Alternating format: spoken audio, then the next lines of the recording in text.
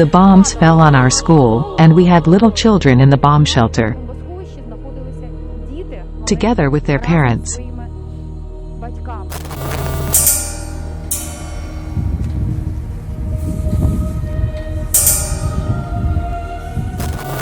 The light started flickering. It started to explode. We grabbed our phones to light up our children. Vladek immediately jumped near the children and covered them. They did it on purpose, those bastards. They hit us on purpose. To this day, their targets are schools, hospitals, and kindergartens. They have caused us so much trouble.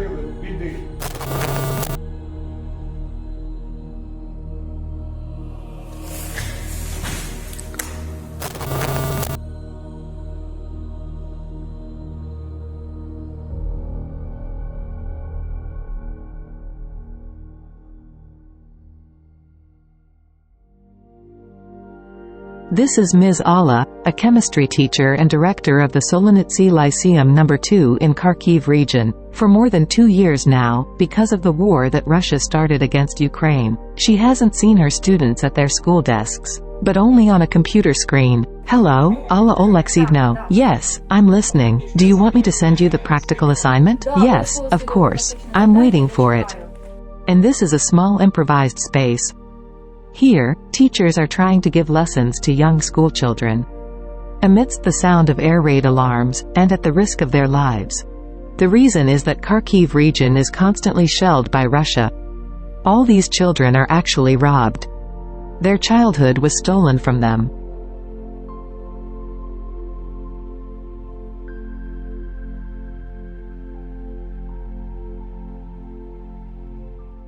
Our theme was, My School. And how do you tell children what my school is? I collected all the photos I had, and I explained about those premises. We did it all through the screen online, and I saw this girl sitting there. She was crying. I asked her, "Why are you crying?" She replied to me, "I want to go to a school like that." As for me, this is a crime against humanity and life. This crime will definitely be reflected in the lives of Russians, and will remain an imprint on our children for the rest of their lives. They are now studying online, not offline. They don't have as much contact with each other. When they play on playgrounds or in the yard, when there are fighter jets flying overhead, or when they hear explosions, and when they talk. We hid under a tree, and then when there was an explosion or a fighter jet flew over it.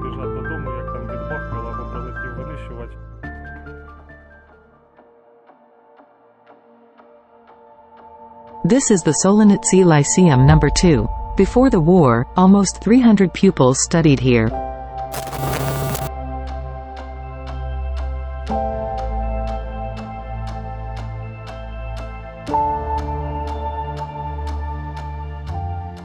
Our territory. It covers a lot of land. Here the villages of Shpakivka and Havrylivka are nearby. We had such a friendly climate that children came to us from other neighborhoods of our community and studied.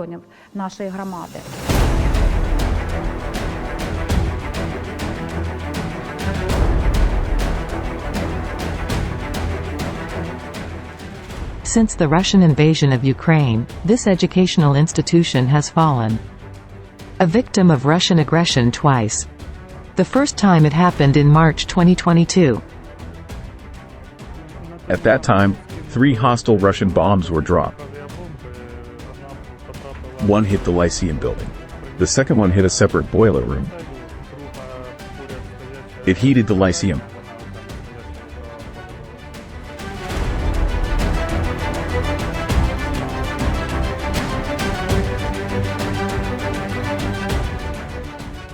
On the night of March 4 to 5, 2022, the Russian Federation aircraft flew over us. At 2:30 a.m., this hum that stood there will be remembered for a lifetime.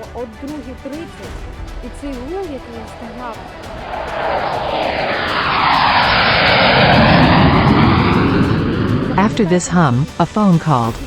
I heard those words. That's it. We have no more school.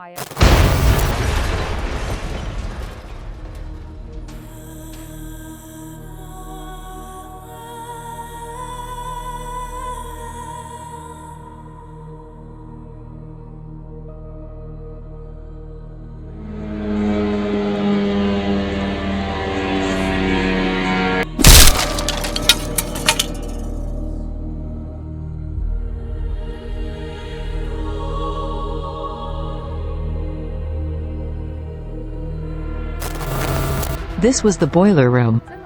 Just like that, you see, there's a hit to the boiler room. There's another hit there. There are about 15 craters on the territory. There are 3 of them only on our territory. There were several craters across the road.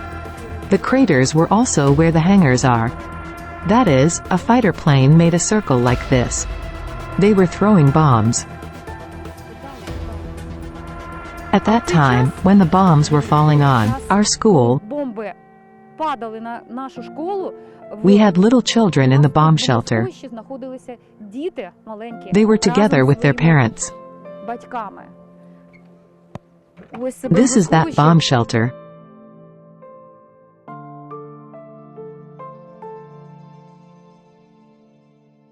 Svetlana and Vlad are residents who hid in this basement during the bomb shelling to save themselves from the round-the-clock Russian bombardment. The beginning of the war. It was very scary. We did not understand anything. We were given this basement. We lived here. It was good here. It had heating. There was light. We took carpets from school. They laid the floor to make it warmer. The light started flickering. It exploded. We grabbed our phones to light up the children. Vladek immediately jumped near the children and covered them. We went to the other side of the basement. There was dust. But I was not going anywhere. I just raised my head like this. I saw the slabs rising and thought, that's it. Instead of running away, I just stood there and watched. They just fell right back into place.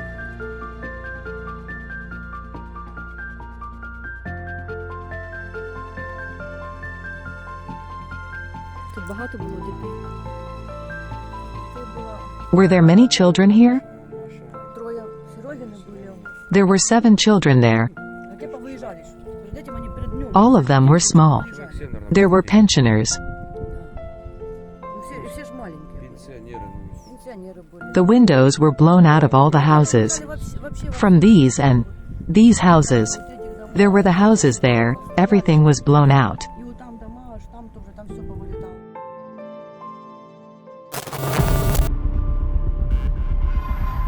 The bomb fell 50 meters from the shelter with people. In the morning, it turned out that the wing of the junior school had completely collapsed. Everything collapsed.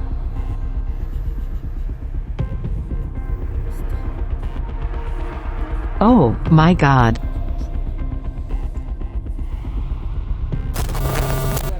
The upper slab broke through other one.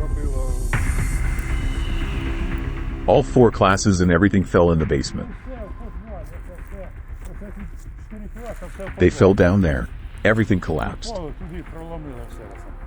A security guard and a boiler room operator who were in the Lyceum building that night miraculously survived the powerful impact. 2 tables and a computer were here. I wanted to see what was buzzing.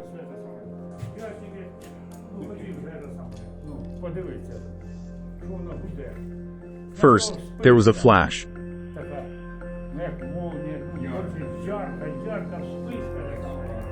It was bright as a welding. I sat down behind the tables and saw the monitor flying. This door and this door blew open. I was covered with debris. I went to that classroom where it was covered with plywood. It exploded then. The frame came flying at me. It was glass crashed, then a frame was flying. Those Russian bastards. It wasn't the Ukrainians that bombed us. It was the Russians. More than once. They made 3 rounds. They did it on purpose. They knew. There are State Farm hangars over there. There was supposedly our equipment there. There were no soldiers, no equipment, nothing. They did it on purpose, the bastards. They hit us on purpose. And to this day, their targets are schools, hospitals, kindergartens. How much trouble have they caused us? In the autumn of 2023, the Lyceum was attacked for the second time. This time, it was by an enemy drone. It fell on the roof of the assembly hall. On the second floor. It pierced the roof. There was a big hole. It hit the stage and there was a fire. The damage was extensive because a lot of furniture was destroyed there. We demolished everything here. A lot of materials. Of course, everything was damaged. Everything was destroyed. This shahed had some kind of incendiary mixture inside. When I arrived the next morning, the police were there, and they had collected material evidence. Everything was collected and the case was opened, as a crime against humanity. Is there any confirmation that it was a Russian shahed? Yes, it was indeed a Russian shahed.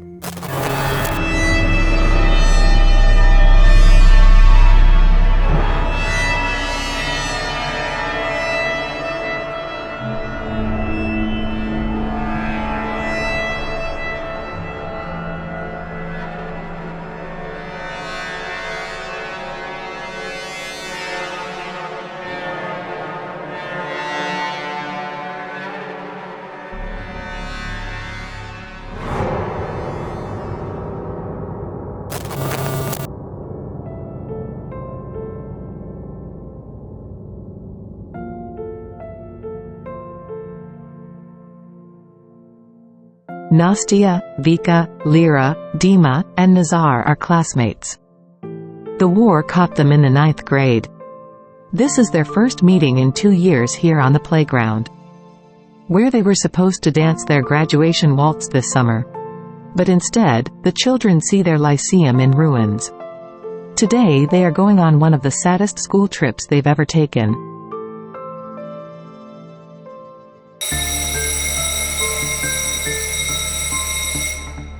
It's working. It's good. We never got to those lessons.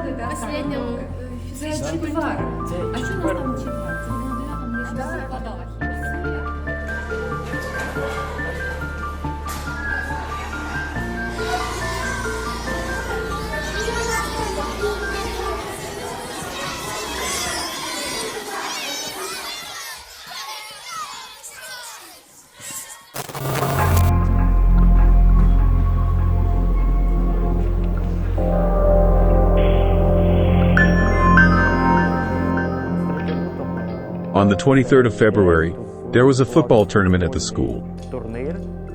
Our 9th grade played.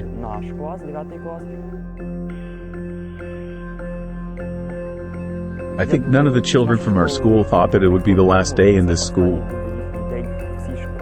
The last competition. On the 24th, when we were told that there was a war, we did not believe it. It did not fit in our heads. We did not realize that it was over. I asked my mother then, "Mom, do I have to go to school? Call the teacher." And my mother said, "No." That was it.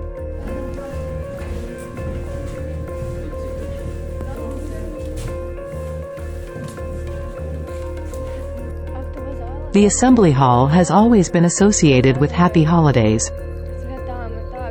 When you go to the assembly hall, you know that there will be some kind of celebration. We're going to have fun. Now it is the most destroyed room. There will never be these holidays here again. You know, we still saw it, but the children, who are now at school, are the first graders, but they are only at home. How it is wonderful to communicate with your friends, to do everything and not have them feel it. At least we will have memories, but they won't even have memories for the first year, or for the second year. I feel sorry for this classroom. The rocket hit it. As far as I know, a bomb came here. Children used to study here. Children's things are still here. How old are you? I am 17. I went to school when I was 6. It was 9 years of incredible school life. It was like a second family.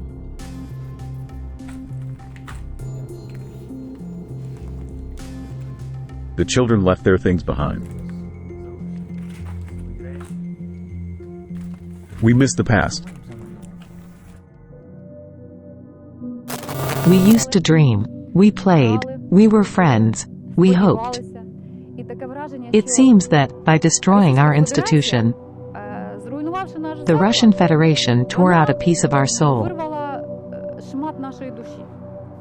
Of course, to rebuild our school, millions are needed. To make it, not only to ring it, heating, windows, slopes, but also to make it modern. If you count the whole thing, with insulation, with everything necessary. If you do a completely modern renovation, it would cost about 25 to 30 million hryvnias. Do you have any plans? We are planning, and we want to start the renovation so that Alla Alexievna and her teaching staff could return to their home.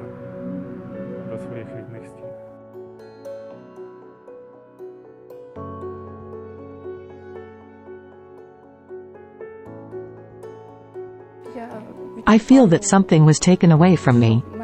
My hopes, my dreams. My school is my childhood. It is my whole life. That's why I feel robbed, because of what the Russians have done. The stars shine interestingly at night. The sky is blue on a dark night. I'll remember the old days and I will not forget every moment. A lot of memories. A lot of thoughts. Will I be able to cope with it all? Remembering how under this very sky, I rejoiced, believed, and loved. Without knowing pain, horror and war. Everything was like a dream. 2 years have passed in a row. And I still remember every moment. I lived happily. Just as I wanted.